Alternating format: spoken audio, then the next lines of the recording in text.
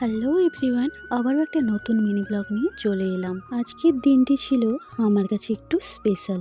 ঠান্ডা লেগে গলা বসে যাওয়ার কারণে ভয়েসটা একটু খারাপ শোনার, যাই হোক অ্যাডজাস্ট করে নিও। আজ ছিল 12ই অক্টোবর, সুতরাং আমার জন্মদিন 12ই অক্টোবর। তাই আজকের দিনটি আমার কাছে খুবই স্পেশাল। আর একটু বেশি স্পেশাল করার জন্য চলে গিয়েছিলাম ইস্কন জগন্নাথ টেম্পলে। মন্দিরে প্রবেশ করার সাথে সাথেই দেখলাম ভোগ আরতি স্টার্ট হয়ে গেছে। ভোগ আরতি শেষ হওয়ার পরেই চলে গিয়েছিলাম জগন্নাথ দেবের প্রসাদ খেতে।